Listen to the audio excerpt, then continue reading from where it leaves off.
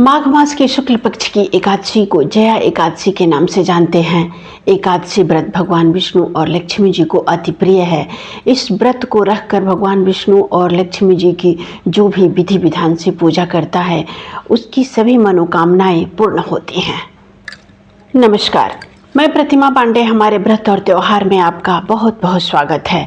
आज हम आप सभी को माघ मास के शुक्ल पक्ष की एकादशी की जानकारी देंगे कि एकादशी कब मनाई जाएगी, एकादशी तिथि कब प्रारंभ हो रही है और कब समाप्त होगी, इस दिन पूजा करने का शुभ समय क्या है, एकादशी का हमारे जीवन में क्या महत्व है और जो लोग भी एकादशी का व्रत रखते हैं उन्हें शुभ समय में पारण करना होता है, तो पारण करने का शुभ समय क्या है।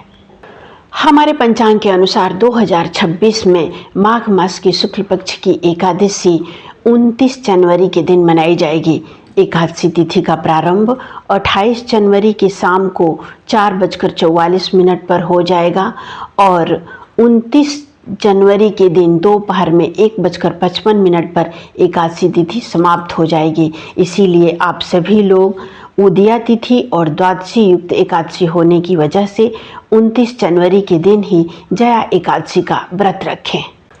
पूजा का समय, जो लोग भी एकादशी की पूजा ब्रह्म मुहूर्त में करना चाहते हैं उनके लिए ब्रह्म मुहूर्त का समय है 29 जनवरी को प्रातः 5:25 से लेकर प्रातः 6:22 तक। इसके अलावा इस दिन अभिजीत मुहूर्त भी है जो कि दोपहर में 12:18 से शुरू होगा और दोपहर में 1:01 पर समाप्त हो जाएगा। ये समय अभिजीत मुहूर्त बहुत ही भगवान विष्णु को अति प्रिय है और इस समय में पूजा मंत्र का जाप करते हैं तो आपको अत्यंत शुभ फलों की प्राप्ति होगी।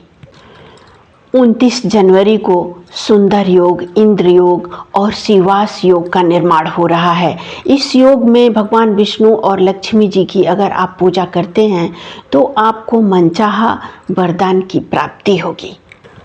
पूजा विधि, सभी एकादशियों की तरह जया एकादशी की भी पूजा विधि बिल्कुल समान है। सबसे पहले स्नान से निवृत्त होकर स्वच्छ वस्त्र धारण करें और संकल्प करें कि मैं विधि विधान से व्रत रखकर भगवान विष्णु जी और लक्ष्मी जी की पूजा कर रही हूँ या कर रहा हूँ। उसके बाद से शुभ समय में भगवान विष्णु जी की पूजा करें, पुष्प धूप दीप अर्पित करें। इस दिन भगवान विष्णु को तुलसी दल अवश्य अर्पित करें। हो सके तो इस दिन पंचामृत का भोग लगाएं तो ये भी अति उत्तम होगा। अगर आपके पास समय है तो भगवान विष्णु जी के कोई भी मंत्र का 108 बार जाप करें। इसके अलावा आप विष्णु सहस्त्र नाम सुन सकते हैं या पाठ करें तो और भी उत्तम होगा। इसके बाद आप भगवान विष्णु की आरती कर पूजा संपन्न करें और प्रसाद अपने पूरे परिवार में वितरण कर स्वयं ग्रहण करें। जया एकादशी व्रत को मुक्ति का द्वार कहा जाता है।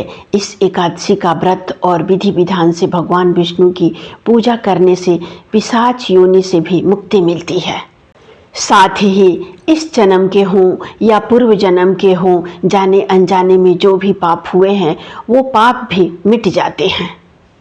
पद्म पुराण में एकादशी का महत्व बताते हुए ऐसा वर्णन किया गया है कि जो भी व्यक्ति जया एकादशी का व्रत रखकर विधि विधान से भगवान विष्णु जी और लक्ष्मी जी की पूजा करते हैं तो उन्हें यज्ञ के बराबर पुण्य फलों की प्राप्ति होती है।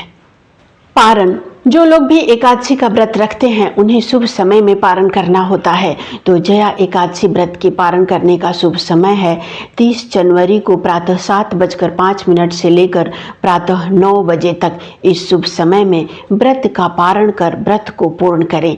आप और आपके परिवार पर माता लक्ष्मी जी, विष्णु भगवान की कृपा दृष्टि सदैव बनी रहे।